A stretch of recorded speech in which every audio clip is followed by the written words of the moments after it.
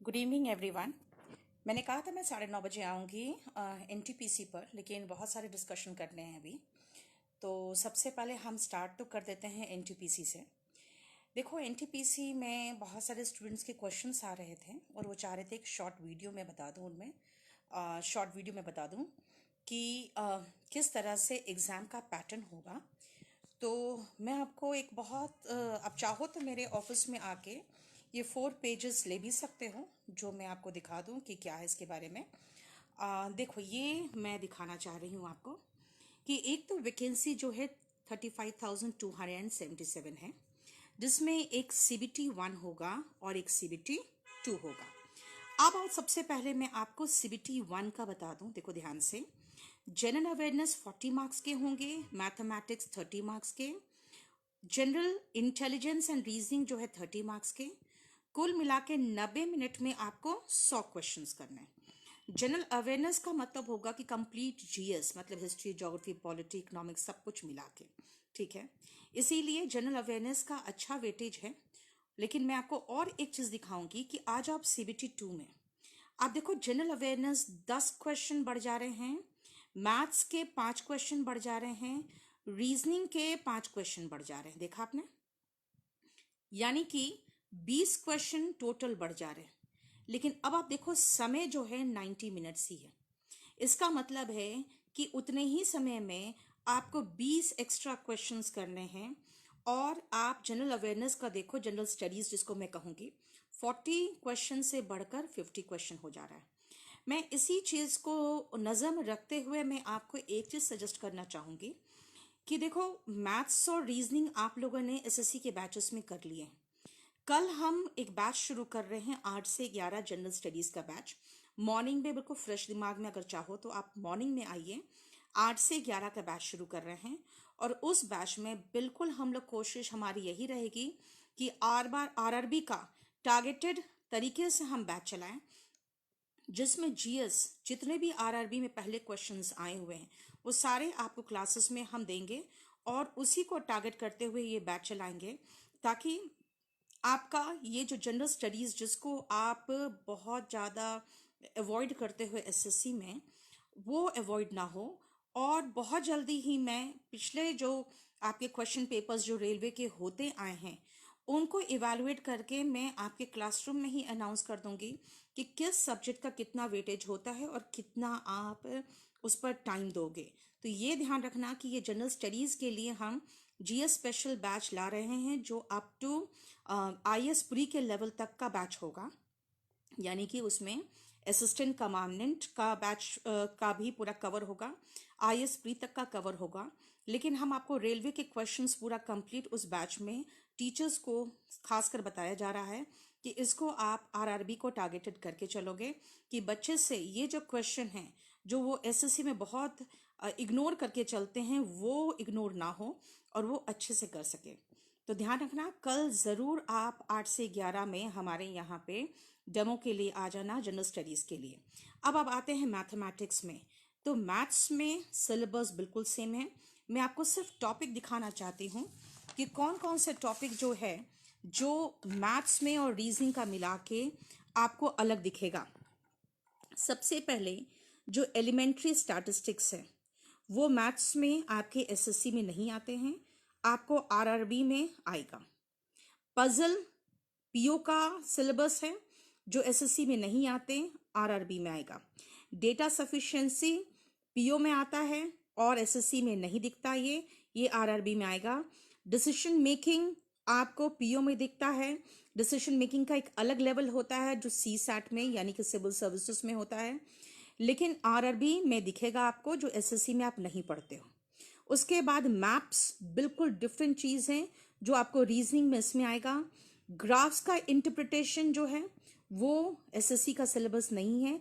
ये सारी चीजें, ये पूरा complete elementary statistics, puzzle, data sufficiency, decision making, maps and interpretations of graph, ये SSC में नहीं आता है, ये आपके RRB में आएगा।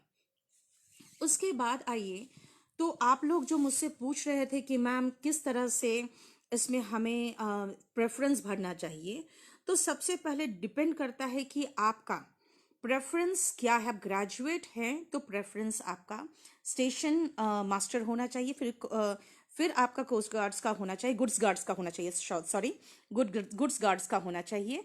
लेकिन इसके अलावा अब अगर आपकी टाइपिंग ठीक है और नहीं भी ठीक है तो सीख लो, क्योंकि टाइपिंग का बहुत एलिमेंट्री टेस्ट होने वाला है, बहुत elementary, 30 words for English and 25 words for Hindi. तो इसीलिए बहुत आसान होगा, वो आपके लिए बहुत ज़्यादा प्रॉब्लम नहीं होगा। तो ये हो गया। और ध्यान रखना, जो आप प्रेफरेंस भरोगे, जितना ज़्यादा वैकेंसी है जिस जगह से, उतना ज़्यादा वहाँ से फॉर्म्स भी भरे जाएंगे। इसीलिए जो आपके घर के नज़दीक हो, जो आप कंफर्टेबली, आप जहाँ से घर भी जा सको और मतलब आपकी लाइफ कंफर्टेबल रहे, वहाँ पे आप वहाँ से फॉर्म भरो, क्योंकि जितना ज़्यादा वैकेंसी होगा उतना ज़्यादा वहाँ से लोग भरेंगे। सेकेंडली, इंग्लिश नहीं है तो जान लो, इलाहाबाद जोन के जो बच्चे होते हैं वो इंग्लिश में ही मार खाते हैं। तो इसीलिए इंग्लिश में आप अगर कमज़ोर है, तो अगर आप सोचोगे इलाहाबाद में, तो आपको अच्छा टक्कर मिलेगा। ऐसा नहीं है कि इलाहाबाद के स्टूडेंट्स सिर्फ इंग्लिश में थोड़ा प्रॉब्लम फेस करते हैं, बाकी में बहुत धुरंधर होते हैं। जहाँ तक आपके मेडिकल का सवाल है, उसके लिए मैं अलग से एक लेके आऊँगी, क्योंकि देखो मेडिकल में पूरा कंप्लीट लिखा हुआ है, मेडिकल में बहुत डिटेल में लिखा हुआ है आपके नोटिफिकेशन में, जो हमने बेसिकली हम यहाँ उठा के लेके नहीं आए हैं, क्योंकि हमें इसकी ज़रूरत महसूस नहीं हुई। आप देखिए, सबसे ज़्यादा इलाहाबाद, मुंबई, मैं आपको दिखा दूँ, अगर आप जोन वाइज देखो तो सबसे ज़्यादा इलाहाबाद, मुंबई, सिकंदराबाद, कोलकाता, चेन्नई, यहाँ तक आपको बहुत ज़्यादा वैकेंसीज दिख रहे हैं।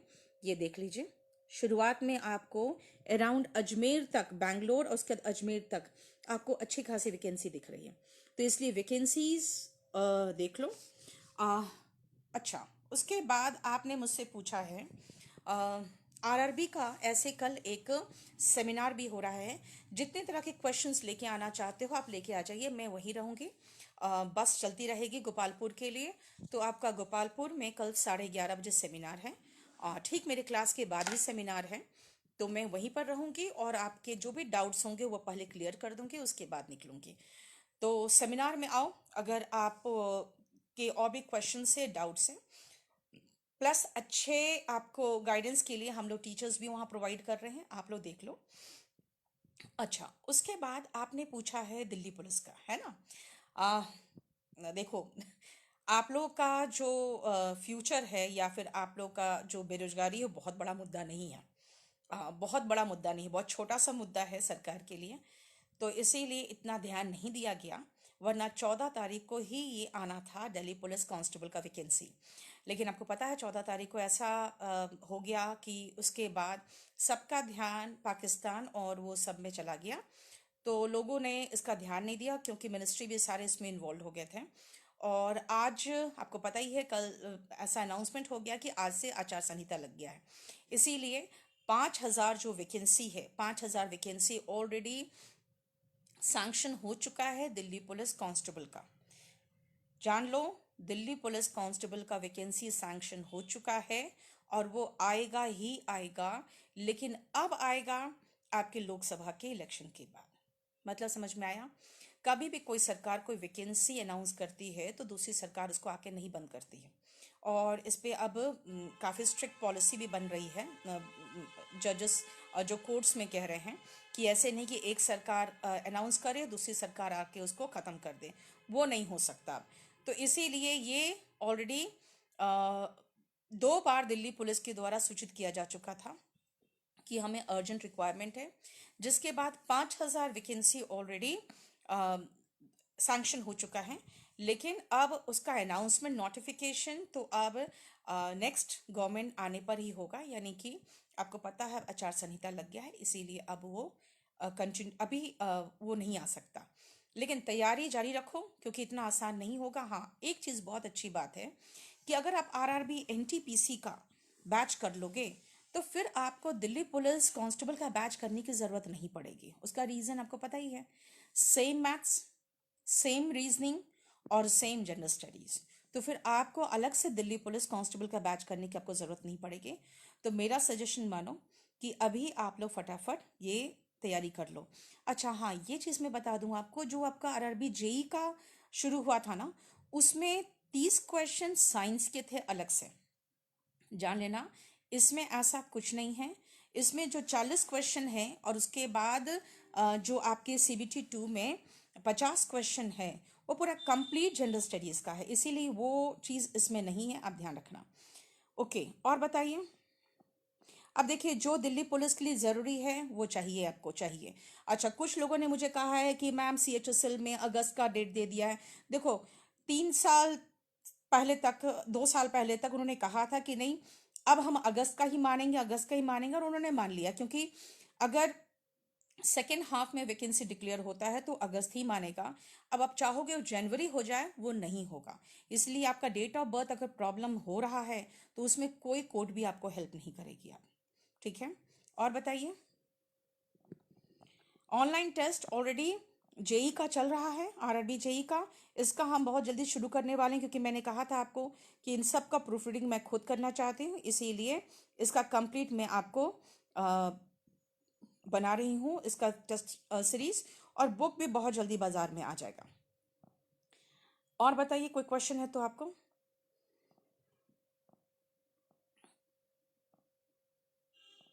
हाँ, अब तो देखो, एक चीज़ है, ईडब्ल्यूएस का अगर आपका सर्टिफिकेट नहीं बन रहा है, बहुत बड़ा प्रॉब्लम नहीं है, क्योंकि उसके बिना भी आप फॉर्म भर सकते हो, ये बात हो चुकी है। लाइव क्लास जो है, कल का सेमिनार तो लाइव कई हमारे सेंटर्स में चल रहा है, इसलिए अपने सेंटर से पूछ लेना, क्योंकि कल 11:30 बजे का लाइव कई सेंटर्स पे होगा। और अ, एक चीज़ मैं आपको और बता दूं कि मैं अपना बैच लेके आने जा रही हूँ बहुत जल्दी ही ऐप में। और इसका मैं क्लियरली बता दूं तो उसमें बहुत डिटेल में मैं पढ़ाने जा रही हूँ। कुछ लोग यही कह रहे हैं कि कहीं ऐसा ना हो आप भी बैच में आए और फिर वापस भाग जाए। देखो, बहुत सोच समझ के मैं आ रही हूँ। उसका 2-3 रीज़न है कि एक तो मैं चाहती हूँ कि मैं बहुत अच्छे से आराम से अपने स्पीड में आपको पढ़ाऊँ, क्योंकि इंग्लिश एक भाषा है, उसको नियम कानून में बांधना थोड़ा मुश्किल है। लेकिन फिर भी हम लोग जब बुक्स लिखते हैं तो rule number so and so लिखना पड़ता है। कारण क्या है कि जो दूर में बैठा हुआ स्टूडेंट है, उनको हम कैसे समझाएं। तो इसीलिए मैंने अपने बुक में भी रूल्स लिखे थे। अदरवाइज मैं चाहती हूँ कि मैं कंसेप्चुअल कंसेप्चुअल आपको पूरी तरह से पूरी इंग्लिश कंसेप्चुअल समझा दूंगी। मेरा ग्रामर ही मुझे लगता है, खाली ग्रामर की अगर मैं बात करूं तो वही 250 घंटे के ऊपर हो जाएगा, क्योंकि मैं बैठ के चैप्टर्स में आंस लिख रही थी, कितना आंस मुझे चाहिए पर चैप्टर। तो जब मैंने जब काउंट किया तो मैं थोड़ा सा खुद ही टेंशन में आ गई कि पता नहीं क्या आप लोग सोचोगे, क्योंकि मुझे ग्रामर में ही 250 घंटे चाहिए। 10,000 के ऊपर वोकैब कराऊंगी मैं आपको। और इसमें मैं बता दूं आपको कि वोकैब रूट से इतना होगा कि अगर मैं वोकैबलरी की बात करूं तो वर्ड पावर मेड इजी में वोकैबलरी के जितने जितने रूट्स हैं, उससे ऊपर रूट मैं आपको दूंगी क्लास में, जो मैं ऐप में आऊंगी। इसका मतलब 10,000 से ऊपर तो वोकैब हो जाएगा, 250 आवर्स के ग्रामर हो जाएंगे, और न्यूमरस प्रैक्टिस सेट होंगे। आप हो सके तो मेरा केडी लाइव करके टेलीग्राम का एक चैनल बनाया है मैंने, उसको ज्वाइन कर लो। उसमें आपको मैं सारा असाइनमेंट्स देती रहूँगी। और आप जब हमारे बैच में आपका एडमिशन हो जाएगा, आपका फ़ी जैसे आ जाएगा, तो आपको स्टडी मटेरियल डिस्पैच हो जाएगा यहाँ से। और जो असाइनमेंट मैं डे टू डे देती हूँ वो मैं आपको उसमें केडी लाइव के टेलीग्राम चैनल में प्रोवाइड कर दूँगी, और उसके बाद वो हम क्लास में डिस्कस कर लेंगे। तो ऐसे करके मुझे लग रहा है कि मैं इंग्लिश में, अगर मुझे आप 400 आवर्स दे दोगे तो मैं आपको कह सकती हूँ कि कोई भी ऐसा एग्ज़ाम नहीं होगा इस दुनिया का, ऑब्जेक्टिव एग्ज़ाम, जिसको आप क्वालिफाई नहीं कर सकते हो। लेकिन मेरे साथ बहुत पेशेंस के साथ पढ़ना होगा आपको। और मैं आपको बता दूं, मैं जो पढ़ाती हूँ एग्जामिनेशन पॉइंट ऑफ व्यू से पढ़ाती हूँ, कुछ भी अननेसेसरी नहीं पढ़ाऊंगी। ना उसमें बातें चलेंगी और ना ही उसमें कोई मजाक होना चाहिए। बस उसमें बहुत सीरियस और बहुत डेडिकेटेड हम लोग पढ़ाई करेंगे। हाँ, ये है कि मैं कभी भी आपको बोर नहीं करूँगी, क्योंकि क्लास में भी मेरी यही कोशिश रहती है कि आप कभी क्लास में बोर मत ना हो, क्योंकि ऐसे भी आपको पता ही है कि इंग्लिश में आप लोग थोड़ा सा पेशेंस भी और इंटरेस्ट भी लूज़ करते हो। तो बहुत जल्दी मैं अपने ऐप में लेके आ रही हूँ, और इसके बारे में मैं बहुत जल्दी आपको डिटेल बता दूं कि हाँ, एक छोटी सी चीज़ मैं बता दूं कि फर्स्ट वीक ऑफ अप्रैल में हमारा बैच शुरू हो जाएगा। Thank you so much.